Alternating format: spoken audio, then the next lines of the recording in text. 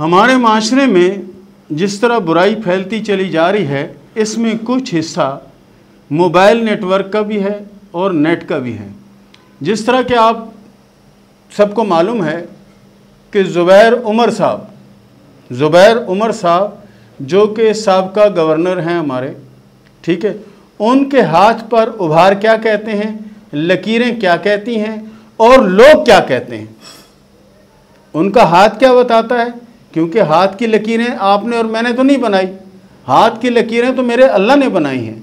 अगर इंसान से झूठ बोल लेगा, अपने ऊपर पर्दा डाल लेगा, मगर ये लकीरें किसी भी चीज़ को कभी छुपने नहीं देती।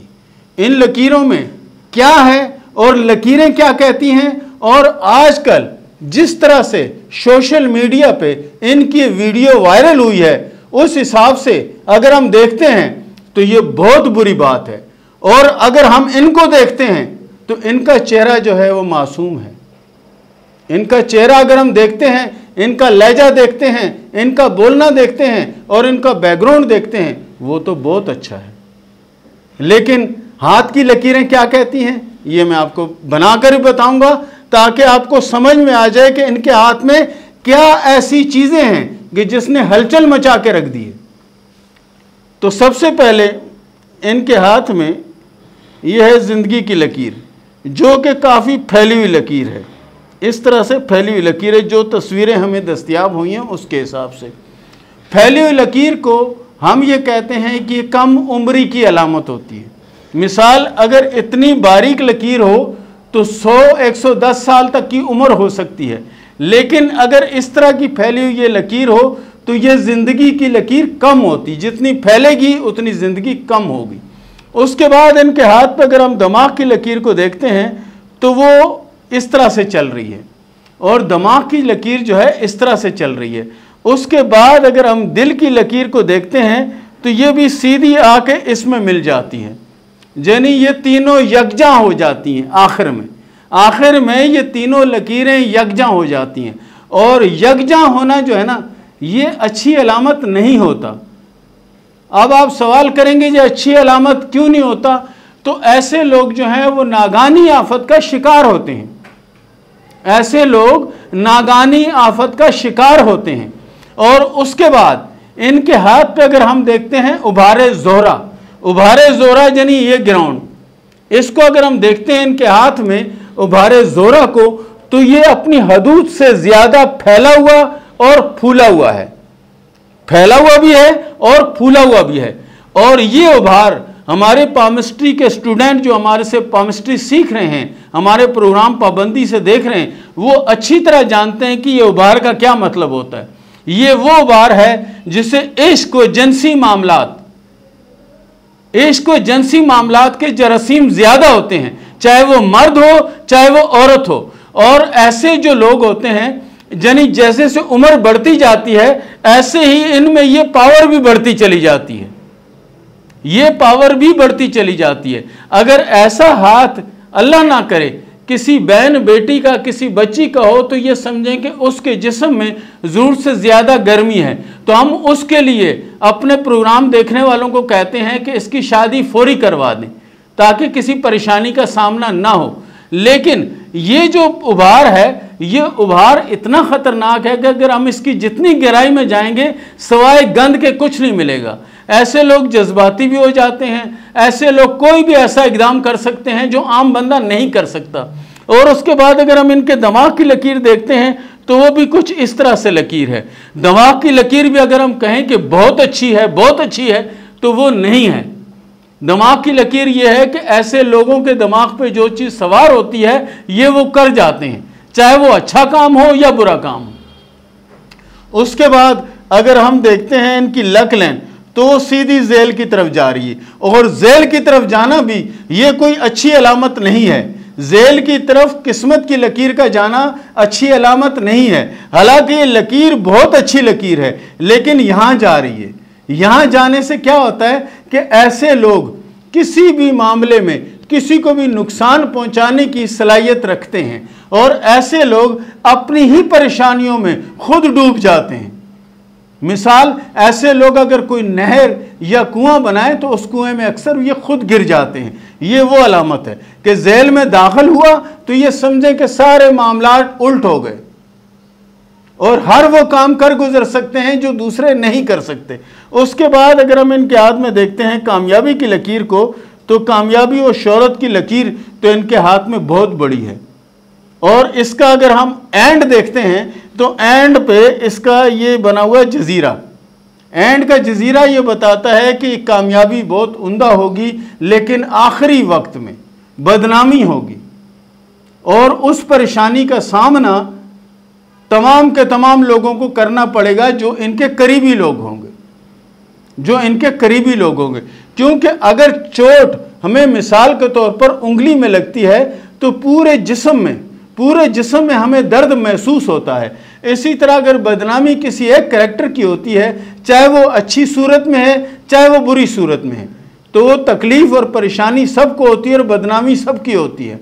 तो इसी वजह से ये जो आखिर में जजीरा है कामयाबी की लकीर पर, अगर किसी हाथ में हम देखते हैं तो हम उनको कहते हैं कि कोई भी ऐसा काम, कोई भी ऐसा इकदाम जो आप कर रहे हैं ये ना करें तो आपके हक में बेहतर होगा, वरना उससे पूरे ख़ानदान की और पूरे लोगों की, चाहे ये वीडियो सही है या सही नहीं है, उससे हमारा कोई वास्ता नहीं। हमारा वास्ता इन हाथ की लकीरों से है और ये हाथ की लकीरें जो तस्वीरें इनकी जो हमें दस्तयाब हुई उनके हिसाब से हमने देखा, और मज़ीद आगे इनकी अगर कोई तस्वीरें हमें मिलेंगी तो उस पर हम ज़रूर बात करेंगे। और अगर हम इनके नाखूनों को देखते हैं, नाखूनों की अलामत को देखते हैं, तो यकीन करें कि बहुत ही अच्छी अलामत है। ये असूली लोग होते हैं, सच्चे लोग होते हैं, मुखलिस लोग होते हैं और किसी भी मामले में साथ देने वाले लोग होते हैं। लेकिन इन चीज़ों को जो इनके हाथ में मौजूद हैं, ये सिर्फ इस वजह से सारा कुछ हुआ है। तो प्यारे दोस्तों, ये था हमारा आज का प्रोग्राम और इसके साथ ही हम शुरू करते हैं सवाल और जवाब का सिलसिला। सबा ने सवाल किया हैदराबाद से कि हालात बहुत ख़राब हैं, ये बताएं कि हालात कब अच्छे होंगे।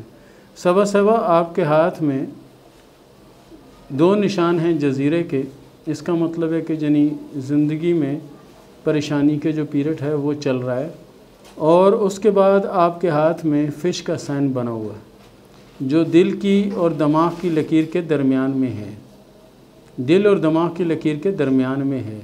और कामयाबी की आपके हाथ में 2 लकीरें, यानी एक तो आपकी ज़ाती कामयाबी, दूसरा साथ में जो सपोर्ट कर रही है उसकी वजह से कामयाबी। और आने वाला जो साल है 2022-2023 अल्लाह के फ़ज़ल से आपका बेहतरी का साल होगा और आपके हालात अल्लाह के फ़ज़ल से बहुत अच्छे और बहुत बेहतर हो जाएंगे इंशाअल्लाह।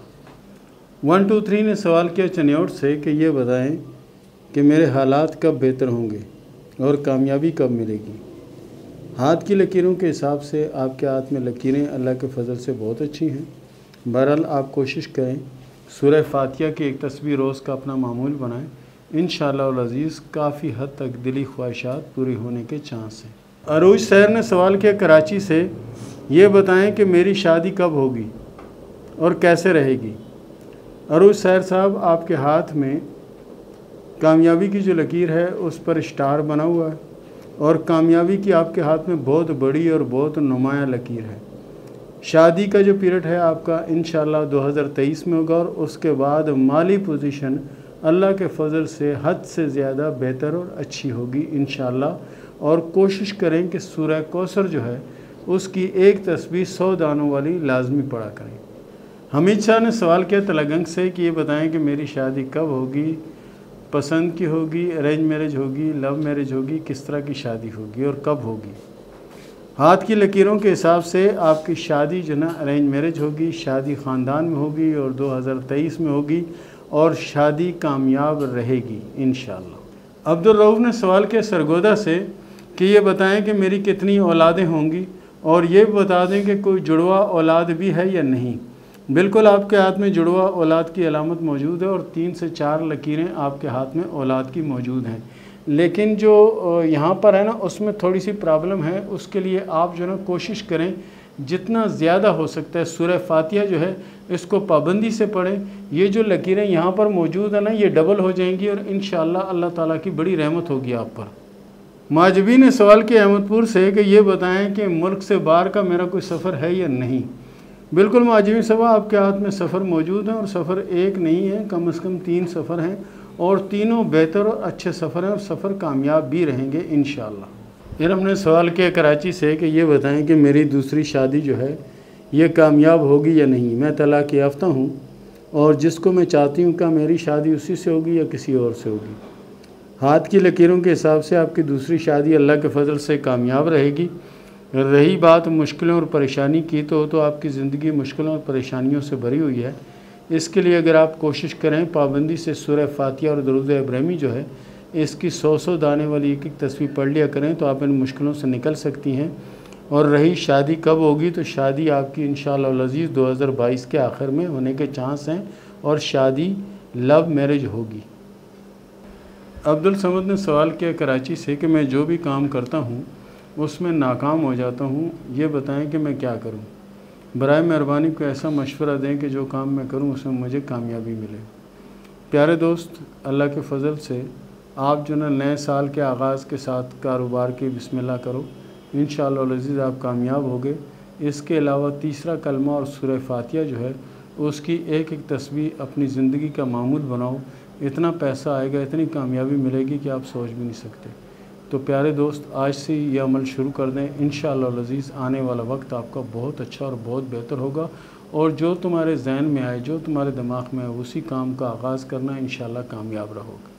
मोहम्मद एहसान बुखारी ने सवाल किया है रावलपिंडी से कि ये बताएं कि मेरी किस्मत में बाहर मुल्क का कोई सफ़र है या नहीं। प्यारे दोस्त, आपके हाथ में सफ़र की लकीरें मौजूद हैं और काफ़ी तादाद में मौजूद हैं और कुछ तो मुकम्मल हो चुकी हैं और कुछ बकाया मुकम्मल होने वाली है। इंशाअल्लाह अज़ीज़ नए साल का आगाज़ और 2023 आपके सफ़र के साल होंगे इंशाअल्लाह। मोहम्मद शहजाद ने सवाल किया मुल्तान रोड से कि ये बताएं कि मेरे हाथ में पैसा कब आएगा और कब कामयाबी नसीब होगी। प्यारे दोस्त, आपके हाथ में पैसा भी आएगा और कामयाबी भी नसीब होगी। 2022-2023 आपके लिए बहुत अच्छा होगा और इसमें आपकी ज़िंदगी में काफ़ी हद तक तब्दीली होगी। माली पोजीशन भी इंशाअल्लाह बेहतर होगी, हालात भी बेहतर होंगे। कोशिश क्या करें कि पाबंदी से एक तस्बीह सूरह इखलास की पढ़ लिया करें, आपकी मुश्किलें आसान होंगी, नज़र और हसद से आप महफूज रहेंगे इंशाअल्लाह। मामून रशीद ने सवाल किया स्वात से, ये बताएं कि जो मैंने मार्क लगाया है अपने हाथ में, इसके अंदर जो लकीरें हैं वो क्या हैं। इसके अंदर प्यारे दोस्त 2 तो स्टार के निशान मौजूद हैं और 2 मुरब्बे के निशान हैं। मुरब्बे से मुराद ये होती है कोई भी मुश्किल, कोई परेशानी आए तो मुरब्बा उससे हिफाजत फरमाता है और बचाता है। और उसके बाद जो स्टार के निशान बने हुए हैं, इसका मतलब ये है कि किसी मकसद में कामयाबी आपको मिलेगी, लेकिन मिलेगी 2022-23 के बाद इंशाअल्लाह। मुदस्सर इकबाल ने सवाल किया कसूर से कि मैं पढ़ाई के लिए मुल्क से बाहर जाना चाहता हूँ, ये बताऊँ मेरे लिए बेहतर है कि नहीं और क्या मैं वहाँ जाके सेटल हो पाऊँगा या नहीं। सेटल होने की जहाँ तक बात है तो आपको अल्लाह ताला ने बहुत सी सलाहियतें दी हैं, आप अपनी सलाहियतों से फ़ायदा उठाएं, इंशाअल्लाह अज़ीज़ वहाँ सेट भी हो जाएंगे। और रही बात पढ़ाई की, तो आप पढ़ाई करने वहाँ जा रहे हैं, ये आपके लिए बहुत ज़्यादा बेहतर है। अल्लाह आपको कामयाब करेगा और इंशाअल्लाह आप कामयाब भी होंगे अल्लाह के फ़ज़ल से। और इसके साथ ही इजाज़त दें, मिलते हैं अगले प्रोग्राम में, तब तक के लिए अल्लाह हाफ़िज़।